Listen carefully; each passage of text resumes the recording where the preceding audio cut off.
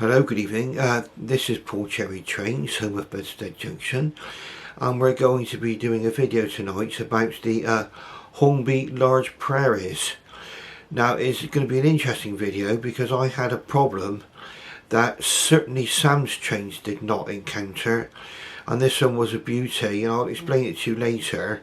I've not gone through the stage of taking the thing to bits, like filming any of that. So I thought it would be really easy to get the body back on of the new locomotive, but no, it wasn't to be. But I'll go into that later on. Now, without any further ado, we're going to do a comparison between the old Hornby model, Large Prairie, which actually the shed itself goes right back to the Airfix days, and I'll demonstrate that for you as well. And then we got the new model, which we can compare it with. Okay, so without any further ado, let's turn the camera around and let's get started. Okay, so what we have here is the two models side by side, and superficially you wouldn't see too much difference unless you get really close. Now, that's the old Hornby model, and that's the new one. Now, the old one, I'll just show you what the what it says on the box, and it does sort of give its age a little bit. Bear with me just a moment, we'll get right there. Okay, we've got R2737 Prairie 262T locomotive 4134. Okay, so let's get that for you. Okay, it's DCC ready, so I would imagine it comes from around about the 2000s. Hornby went to a stage where they stopped putting the date of manufacture of the model on the instructions, which is a bit of a shame.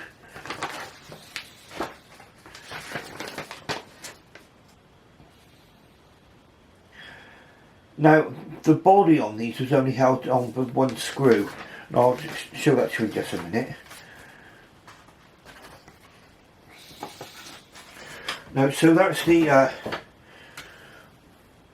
previous model here, and the latest model, which I got, the newest, is R3723 early BR class 61XX Large Prairie 262T number 6145. So just put that there for you, you can see. Okay, now I can see from the box is the newer model, block of ice packaging and everything else.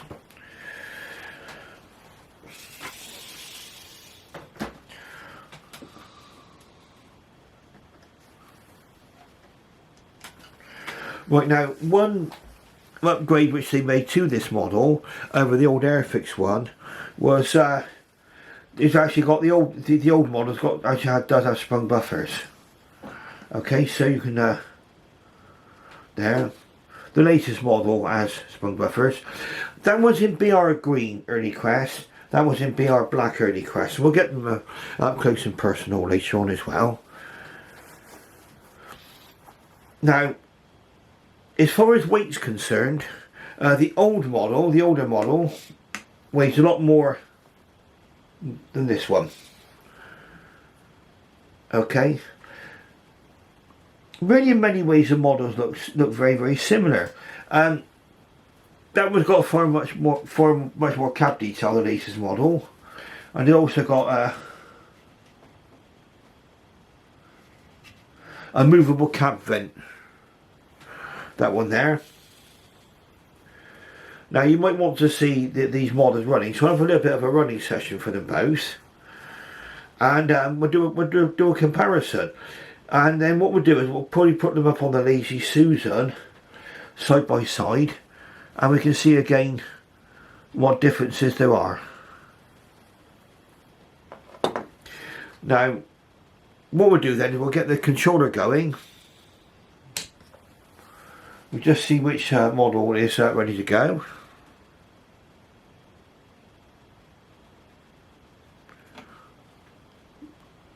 Right, bear with me just a moment.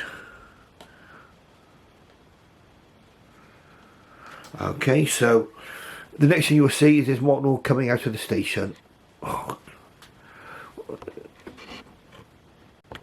Right, now what we're going to see is the earlier model just leaving the station. We'll just try to follow it out. We'll just check this camera is ready to rock and roll. Now, in my experience, this older model, even though it comes, the body shell sort of dates from the largely from the 70s, with some enhancements. It's a very, very good runner, this one. Very, very heavy. As a matter of fact, you can almost say it's a tank engine built like a tank. So if you want a model that you're not afraid to play with, okay, you can get out of the box and have a really good good running session, not worrying about things coming off and stuff. This could be the one for you, even though it's the older, slightly less detailed model. We'll just get the points changed, and then we'll watch her go around the track.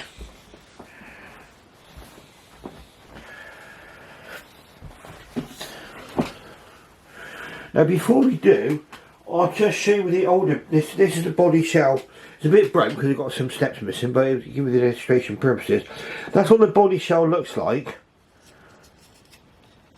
on the old on the Airfix model, which is where this original Hornby model came from. And the main complaint about this, I don't know if you can see this, but in the back there's two holes there, see them? Okay, just above the buffer, and that's where the chassis actually clips onto the body. So you can actually see that from the back. So that was a big complaint on the older model. Okay, and then it's this one is just held at the front, which clips on the back, just held on with just one screw. Okay. I dare say, pardon me, that if I were to remove the old body, the green body from that locomotive, it sounded like I might be able to fit this one on there and have a black locomotive instead. This Airfix model is one of the models which didn't survive its time in the attic, unfortunately, when I had a big layoff from the hobby. But really, apart from those two little slots at the back, which you don't notice really too much, you've got coaches coupled up.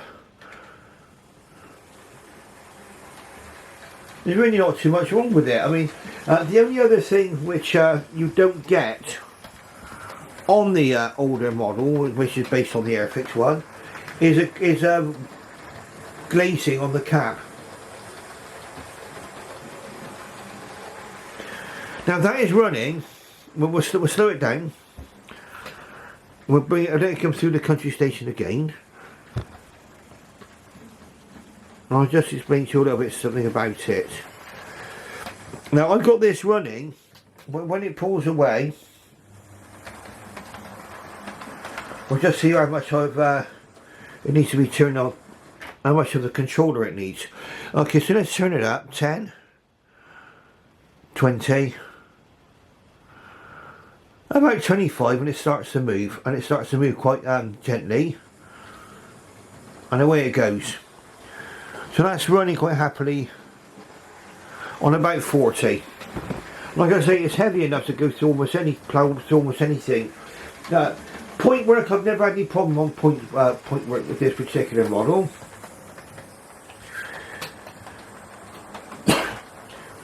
Now, when Sam's trains actually compared the old and the new models, he actually comes to the same conclusion as me, is that this appears to be a far more powerful locomotive.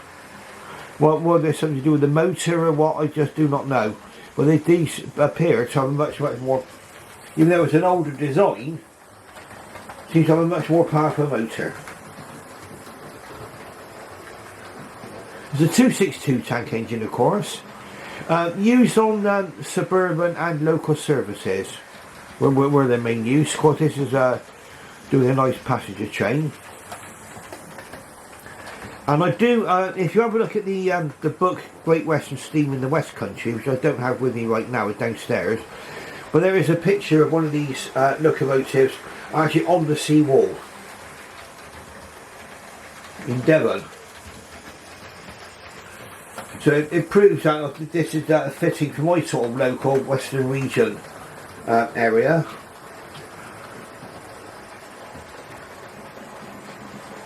Right on my street. Okay, so that's running on a level of 40, going around quite nicely. Now getting the body up on these is a cinch. Like I say, you undo the front screw, and then the body pulls straight off, and it just unclips from those two clips in the back, which you see the holes for on this one, just above the buffer. You see them? Okay. I say the advance over the old Airfix model, and bear in mind, this model here is from the 70s from Airfix. Thicker handrails. Again, no cab glazing. It's lost a step, but I'll glue that back on, I know where that is. And it's not got sprung buffers, but that's really the main differences, in my opinion.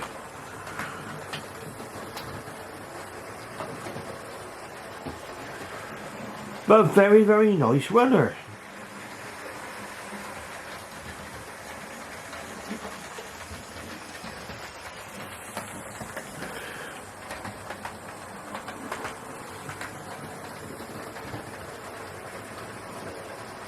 Okay, so what we'll do is we'll drive it into the station, because I'd like to get the other one out, and we can talk about some of the adventures I had with this particular locomotive, because it was a cause of a great deal of frustration with this model. Is a beautiful, the new version, which we'll be running in a moment, is a much more detailed model, yes. The finesse on it, yes, got all of that.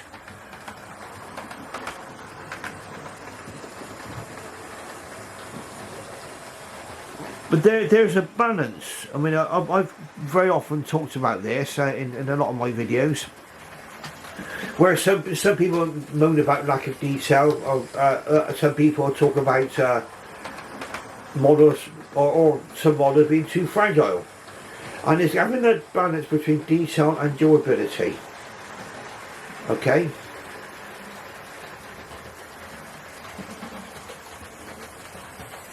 This model, in my opinion, seems to be able to strike that balance. If you could live with the way that the actual chassis clips into the body, and you can see the lugs on the back, just above the buffer beam, on these models. But and the lack of cab glazing. And no cab detail, but it's a fairly enclosed cab anyway. Also, the cab vent on the top of the roof, that doesn't move either. That's moulded on permanently. But it depends on how important those things are for you.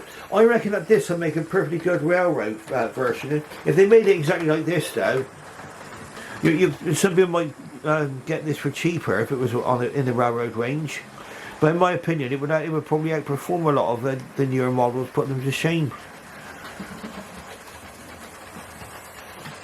Okay, so let's go on to the points, because I want to see this one going over the points and into the station. And so I've never had any trouble on points with this particular one.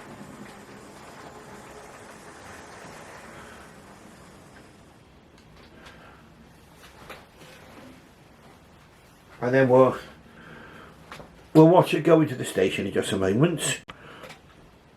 Okay, so this is just my opinion, but these are probably some of the performance characteristics you will be looking for. Now, it's put away quite nicely on the controller, and I think that's got a lot to do with its weight, maybe. And watch it glide into the station. It just comes to the station now. That is running very, very nice at low speed.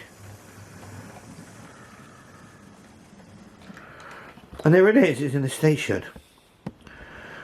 So about with camera work, it's trying to turn the tripod around and everything else. Okay, so we're in the station now. And then we're going to run the much newer model, more recent model. I think that one came out in about 5 years ago, 5 or 6 years ago, that Large Prairie. Since then, Dapple's made a Large Prairie, which I've not tried yet. If I buy one, excuse me, that would be one model which will go straight onto my into my review collection. Right, so let's film this one coming out of the station in reverse.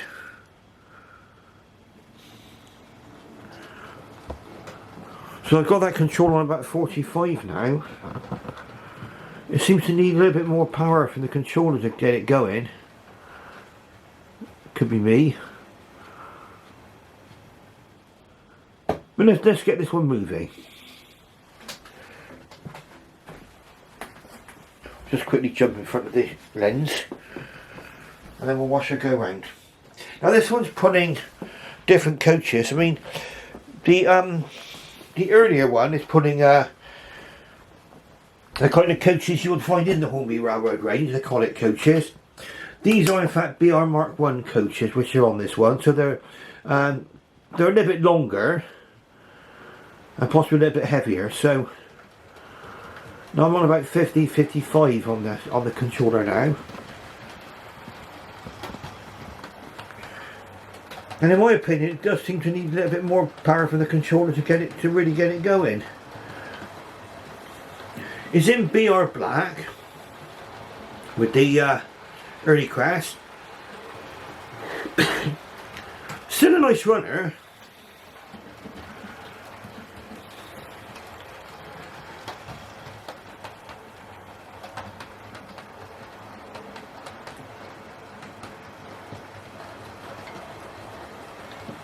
But I think I've come to the conclusion that Sam's Trains did. He did a video of these two models, or similar models, about 5 years ago. That's still in his collection of videos for you to see. That the old model seems to have a lot more power. I don't know whether it's the motor or the gearing, whatever. But just don't. It still runs okay. Don't get.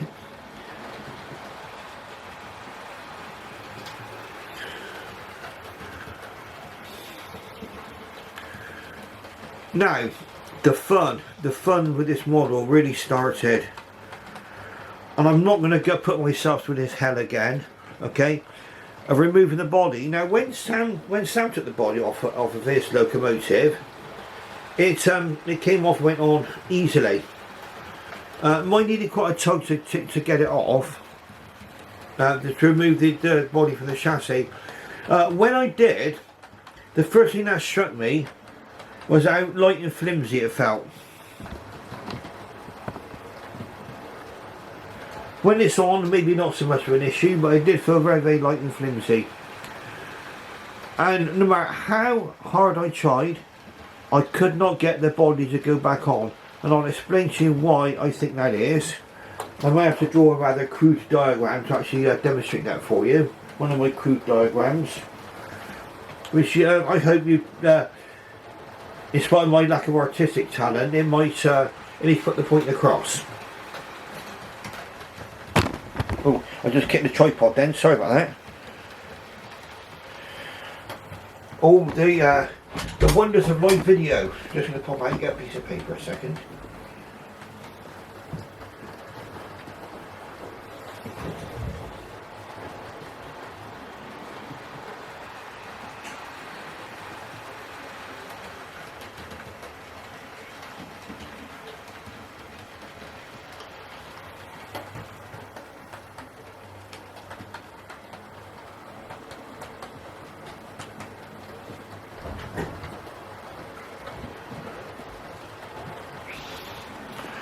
Right, so you see it's going around, chugging along quite nicely.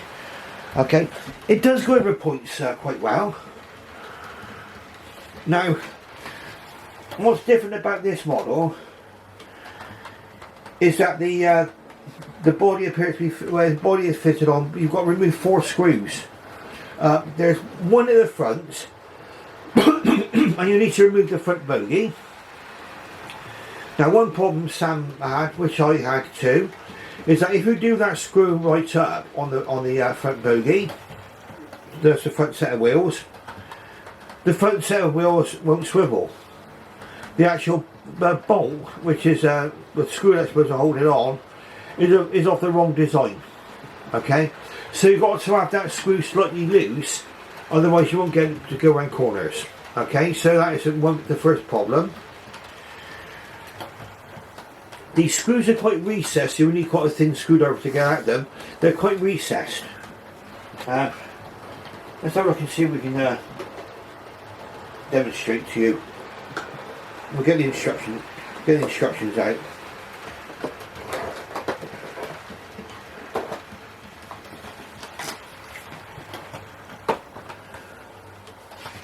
Right, so this is the instructions for the new one, and it shows you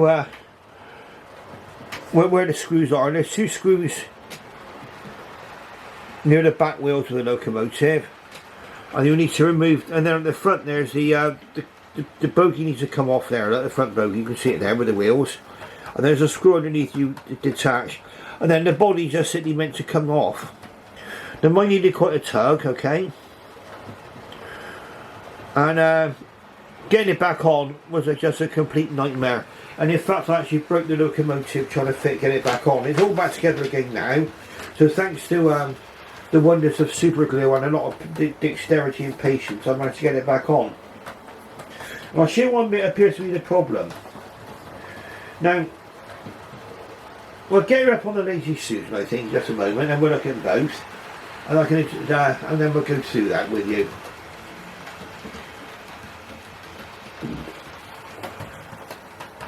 As you see now, going along quite contentedly now around my track. Let's go around one more time. Pardon me. And then we'll get have a little look and just see what it's like to control this locomotive.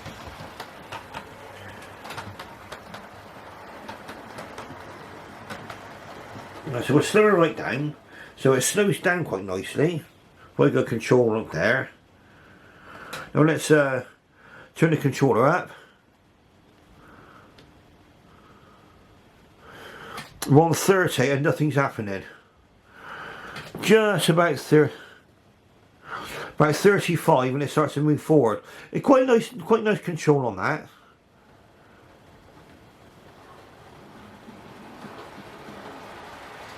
And then this is the speed which is on to go to make on 50.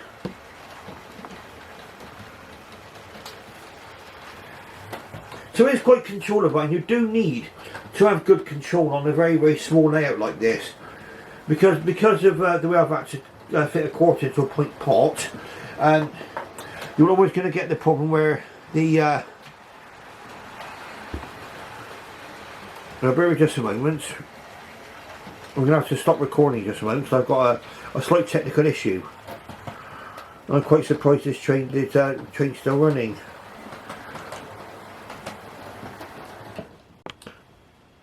Right, so we're back recording again. The track starts to come apart on one of the corners. I'm quite surprised the train was able to keep going over it. Okay, so we're on about, that's about 50 there. Let's turn it down to 40. No, it won't really. It sort of moves okay. It's about 40.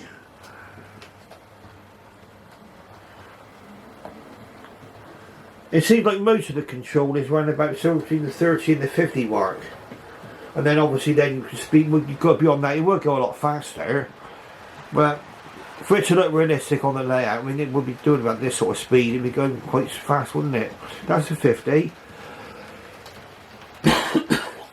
Got a bit of a cough tonight, please bear with me. Right, so we're going to come into the station and we'll see what it's like on points. And remember, this is taking probably one of the more difficult junctions on my layout. Let's stop up at the signal. Yeah, it's quite nice on the controller.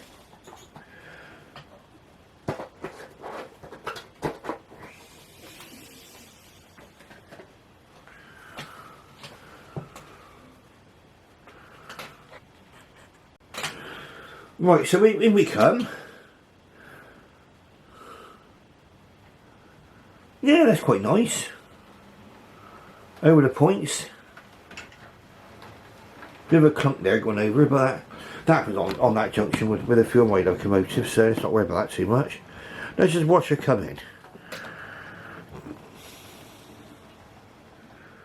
Yeah, quite nice control. Okay, so the next time you'll see this locomotives, they'll be on the Lazy Susan.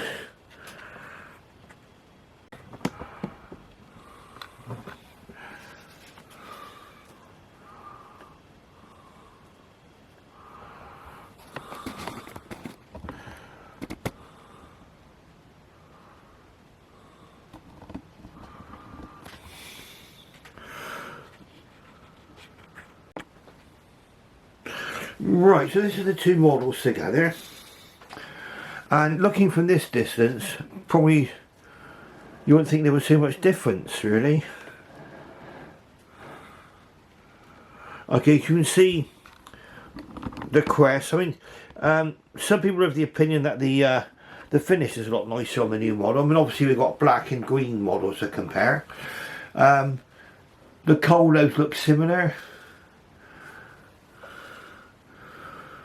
The thing that this model has, now you might be able to see it from here. Let's do the Hand of the Giants. On the back you might just see now, just above the buffer beam, you see where those two slots are? And that's what the chassis sticking out through there, into the outside of the body. So that's how the body was held on, which you can see is similar to the Airfix body shell here. Now you can see that a lot better now, look. See that? It weighs a ton. There's not much detail in the cab as far as I can tell. Okay, and you want that close up. There.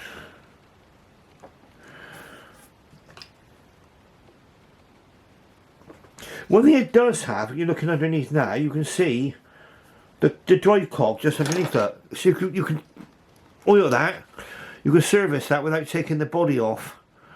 And after all what I went through with this other one, well.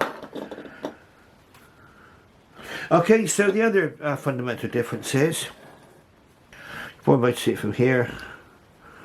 Let's take a look. No cab glazing. You see, I just put the pen straight through the window there. Okay, so you've got no cab glazing on the front of the cab. You could probably put cab glazing in there with using a product called gluing glaze. I've successfully used that before, or maybe even make up windows, but really when it's going on the track you don't notice too much. It's still quite a nice model in my opinion. Now the new one,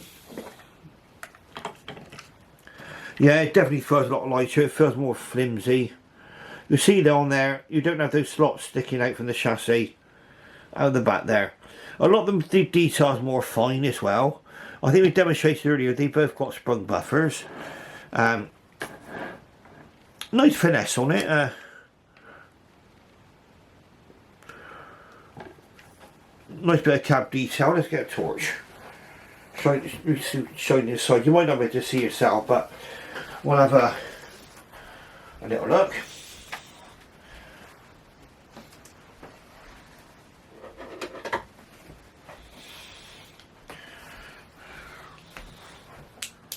Aha. We have light. Yes. You might not be able to see this yourself because the limitations what we got, but yeah, there is quite a lot of nice cab detail in there, as opposed to the previous model, which is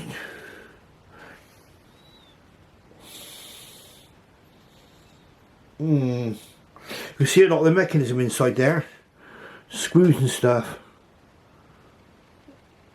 Yeah. Okay, so the cab isn't as detailed on there, but then again, it's quite an enclosed cab anyway. Now,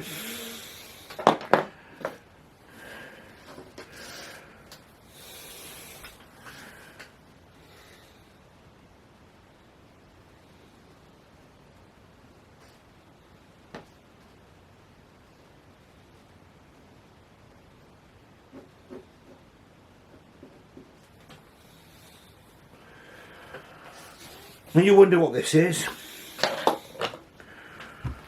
in just a moment, but all will be revealed.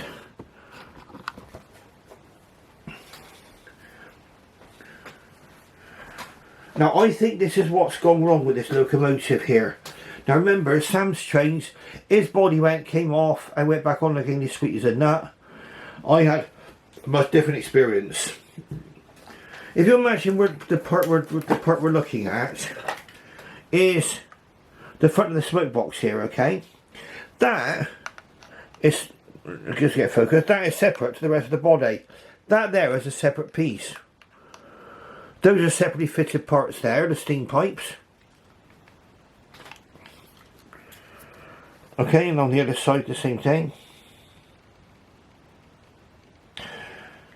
And that, every time I try to get this, try to get the body back onto the chassis, there was a massive gap here, and I couldn't do up the screw in the front there. It just would not go on. And I think what had happened was, if you imagine we're looking at this, looking down through the boiler now, that's a boiler. So that's the boiler there. It's part of the body, and that's the chassis there, okay? The gap here, I think it closed over. It wasn't big enough. And what it was doing was it was not allowing the chassis block to go up inside the boiler. And when I tried to press it on, I managed to get it screwed up eventually, but it broke the boiler off. That part there, that front part there, front of the smoke box and everything, all came off. That front bit there, that came off, along with one of the steam pipes there. That one of those come off, and it took quite a lot of work to get that to go back together again. In fact, what happened was, without this here, this bit here, this front part here, I managed to get the body back onto it. Obviously this was what was causing the problem, okay? Eventually I managed to get it all back together again. But it was a little bit, it did take me quite a long time. It took quite a lot of frustration, and in fact you can't see it, but it will be quite hidden down the side. But it is, that part of that boiler, the front of the smoke box there, is broken now. It's held together with super glue. Can't really see it that much, but that did cost me quite a lot of time and frustration to put right. I say that bit there, from there to there, is a separately fitted part, and it all came off. There is support wires there. They're not attached to anything. I think they might be glued on, I don't know. They're not attached to it now, but they're in the right place. But what a faff. And under here, you can see where that bogey screw is there. Sam had exactly the same trouble. If you do that screw right up, that won't revolve. So it's obvious that there's an insufficient shoulder on that screw to allow it to be screwed right up. So that screw is partially undone. So if that's the case, then it would mean you keeping a constant eye out to make sure that that screw isn't coming undone. Should you be put off buying this model, as long as you bear in mind that getting the body back on again might be a bit of a problem, as it was for me. Well, once you know that's what the problem is, you can do something about it. I managed to put the model back together again. Now, it doesn't really notice that it was broken.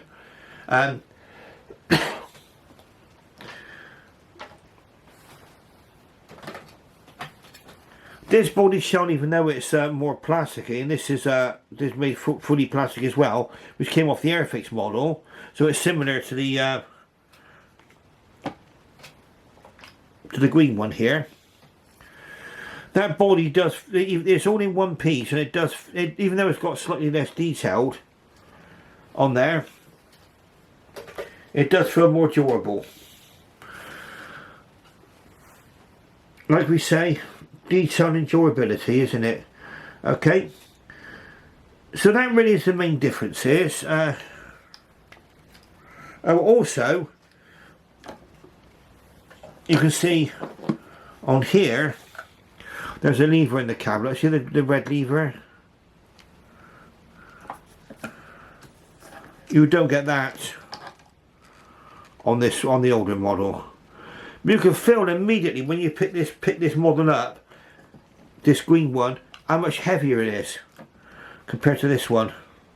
This model feels like a lightweight compared to that, and yet the performance is absolutely outstanding on this one. This one is acceptable. It's fine. It's okay.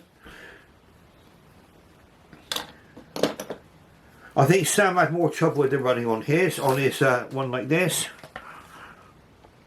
the newer model. I find it's okay to run both models, that's fine. Another problem you might find, which is really annoying, and Sam had the same, caused much gnashing of teeth. The coupling there is pressed in here, that falls out easily. I glued mine in, but I use something called gluing glaze, which is a soluble glue. Gluing glaze is great. I mean, you could make windows out of it. You can.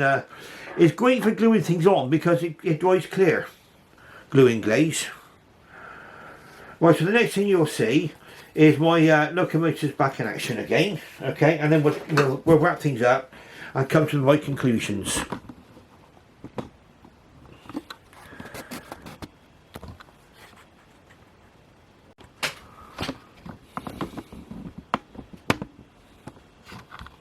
Right, so just get underway, and this is the green model, the older model.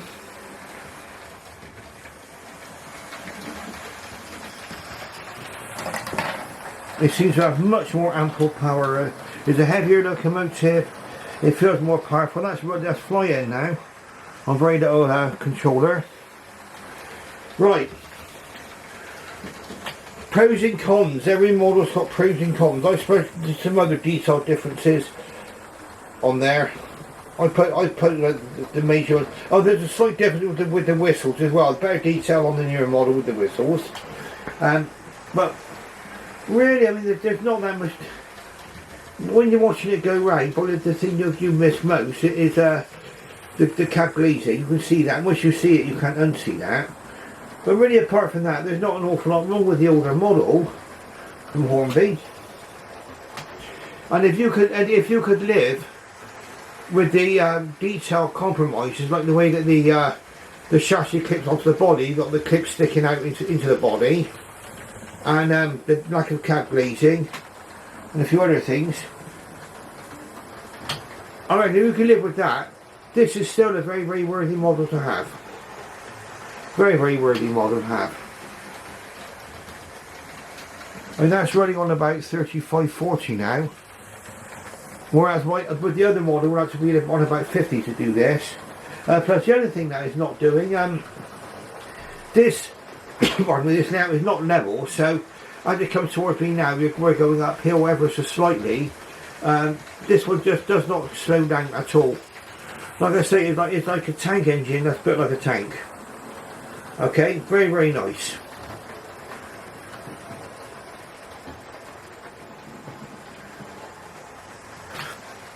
We'll come on to the other one now, which is in the station there, which is your new one, newer model. That's a much later model, much better detail, like I say, a very nice model. I would say go very careful when you're taking the body on or off one of these newer ones.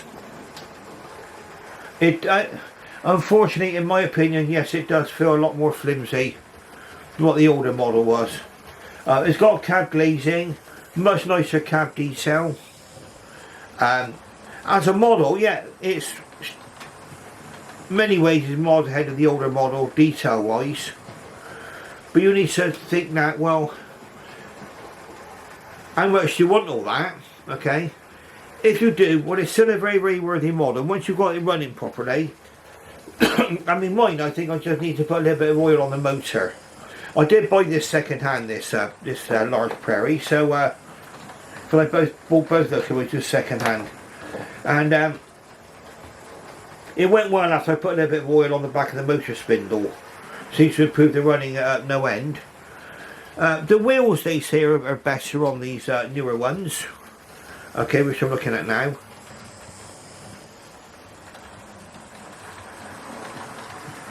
And as a modeler, I mean, pointing out some of the things I have, you need to come to your own decision about which one you would choose.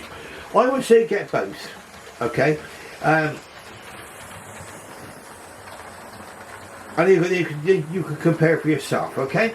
Now, if you like what you see, please press the like button and subscribe to my channel. You don't need to pay a subscription fee to subscribe. It's just that you're made aware of any new videos coming out from me. And also, if you ring the bell symbol, that will alert you to future videos coming out also. I'm going to try to make videos a little bit more frequently. I really am very, very busy at the moment. Even though I'm retired, you wouldn't believe how busy I've become. And so I do sort of treasure these opportunities to actually get my railway out and get it running. Now, what I say for all of those of you who have subscribed to my channel, anybody that's come aboard recently, thank you very, very much for subscribing. I do appreciate that very, very much. And it does show that my channel is growing at a sort of steady rate. I pick up the odd one or two every now and again, which is very, very nice. And thank you very, very much for that. And on that note, I should wish you farewell and good night.